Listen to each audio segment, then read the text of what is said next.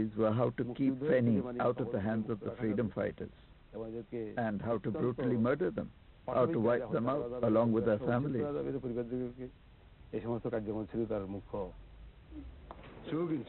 During the war, Professor Abedin was a commander of the Bangladesh Liberation Forces. Part of his duties involved gathering intelligence about al-Badr atrocities. We had informers from whom we received information. We got news about when Chaudhry Moinuddin came and even how he moved around with Ilyas, the commander. Another former independence fighter, Gasuddin Nanu, confirms that Moinuddin was the most wanted man in Feni.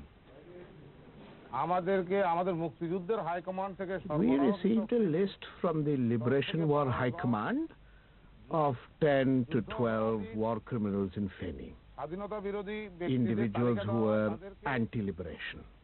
If possible, we were to arrest them. If that were not feasible, to kill them wherever they were found. Chaudhry Moinuddin's name was number 1 on that list. Feni College, where Moinuddin had studied, was a death camp run by the al-Badr. Immediately after liberation, Professor Abedin went to the camp to see if there were any survivors. In the college grounds and the fields, you could see many people's hair, their heads, their hands. The bodies of countless people had been buried there, just killed.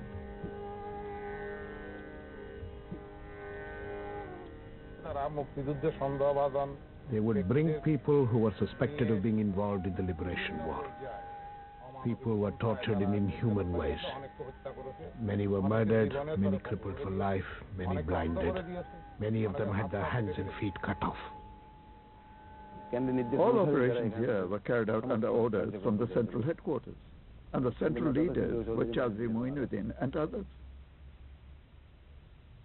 It is unclear whether Chaudhry Moinuddin actually went out on pickups in Feni, but in Dhaka, eyewitnesses identified him as leading al-Badr abductions of intellectuals.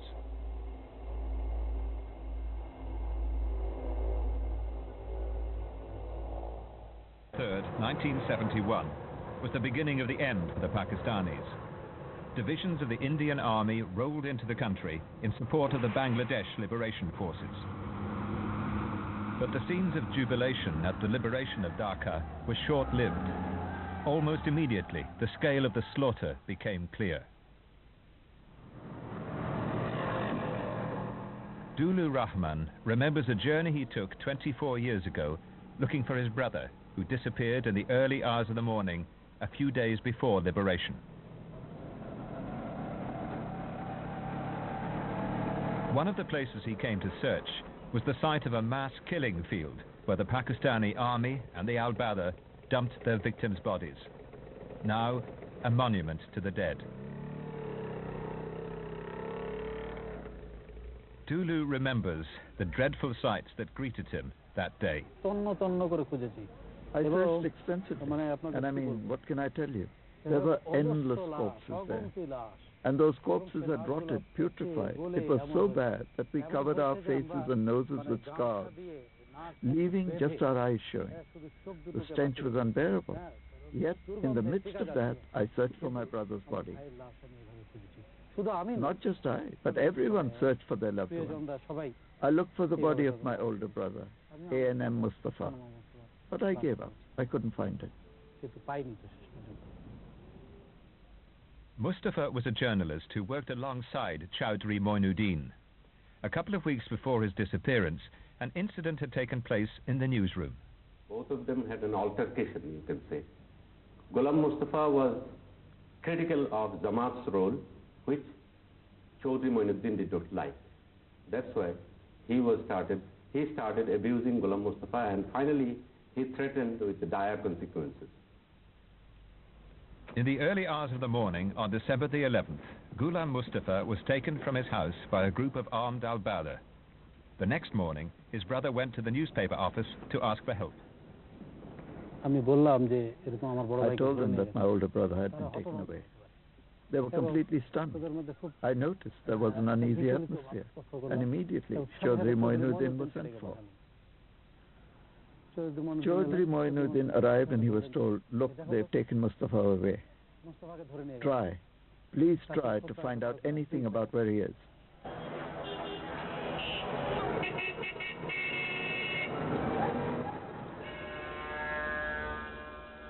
Chaudhry Moinuddin took Dulu around the Pakistani and al-Badr bases in Dhaka, including the notorious physical training center in the north of the city. In 1971, these bases were heavily guarded, with access restricted to military and al-Badr personnel. Did Chaudhry Moinuddin have difficulty in gaining entry to the al-Badr offices? No. No, that's not what I saw. Because in every office, I saw him enter easily, very easily. And particularly when he went to the physical training center, it was as if the guards were standing to attention. And he went straight inside. He didn't face any obstacles anywhere. Dulu's brother, Ghulam Mustafa, was never seen again. On the night he disappeared, other journalists were targeted by the al-Badr. One was Inayatullah Khan. Luckily for him, he'd gone into hiding. I came to know later that they beat up a particular person whom they thought to be me.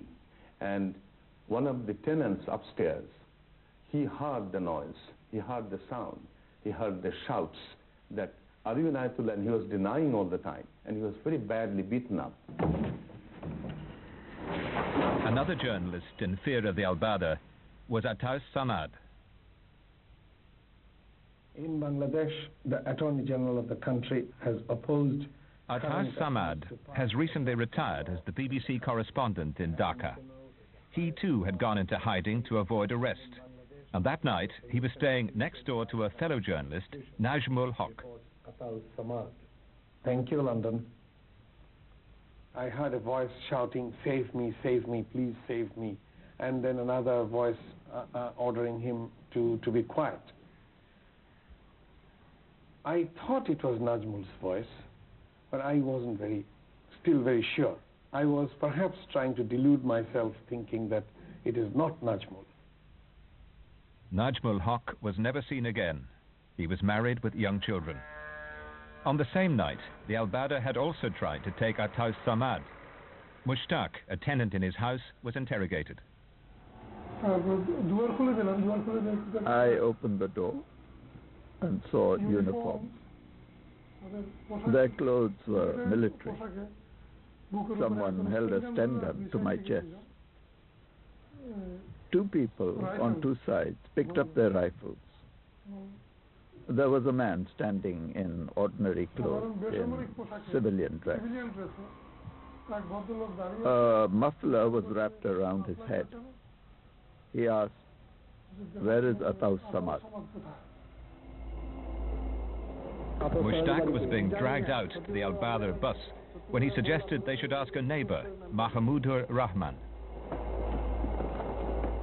They asked, "Where is Ataus Samad?" "I don't know. They've locked everything up and gone off somewhere. How am I supposed to know?" The al-Badr then went to the home of another journalist, Sirajuddin Hussain. "What's your name?" "My husband said Sirajuddin Hussain." "Where do you work?" He answered, "Ittifaq." There was this man. He had a muffler around his neck. He was wearing a sweater and he had big bulging eyes.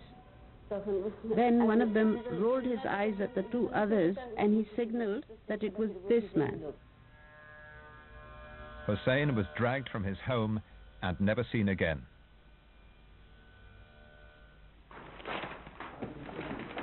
Atikur Rahman was another journalist targeted by the al-Badr. Some days before his newspaper colleagues disappeared, Moinuddin had asked for his address. He asked the number of my residence. Immediately, it cropped in my mind I should not give him the actual number of my residence, because of that fear that he has already become involved in al-Badr politics. After the war, an al-Badr hit list of journalists was found, including Atikur Rahman's name, and the false address he'd given to Moinuddin. I gave that address to only Chaudhry Moinuddin.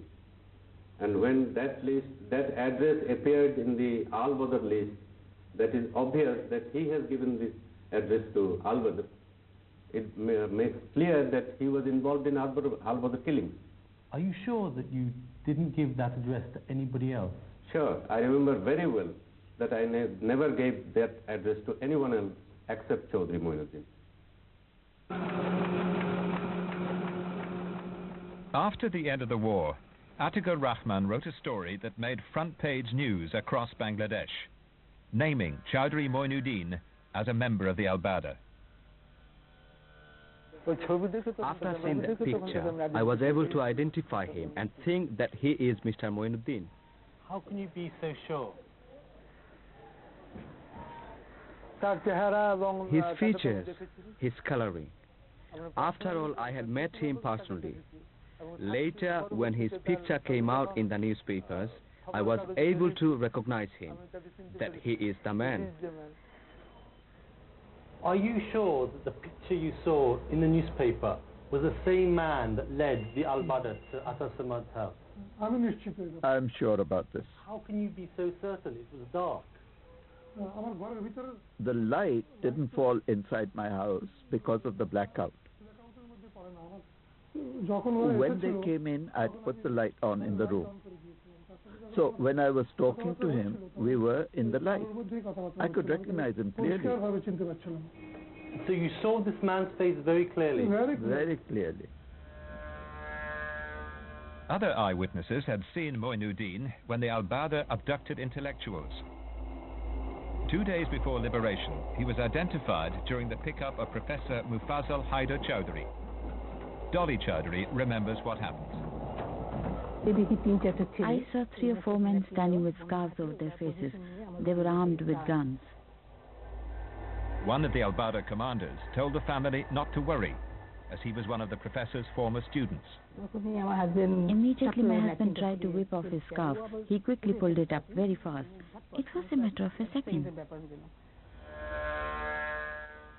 Can you tell me whether you identified any of the men that came to the house? I was able to identify one. Moinuddin. How did you identify him? When he was a student, he often used to go to my brother-in-law's house. My husband, my sister-in-law, my brother-in-law, we all recognize that man. Professor Chowdhury was taken to the Al-Badr torture center. Delwa Hussain heard him being tortured in the next room. Even in the darkness, I was able to recognize him. He was asked various questions and he gave his name. He said, "My name is Mufazzal Haider Chowdhury." Right after that, they started beating him with an iron rod. After beating him in various places, his eyes, his face, and his hands, he was tortured and he screamed. The professor was one of hundreds of intellectuals murdered by the Al-Badr in the dying days of the war. Academics, doctors, and journalists were all targeted. After the war, Professor Annie Sussman was on a commission of inquiry which wrote the official history of the conflict. He is convinced that the murder of the intellectuals was part of a calculated policy. I think when the Al-Badr went to abduct people and kill them in December 1971, they had already realized that there was no way to stop the creation of Bangladesh. So they wanted to do as much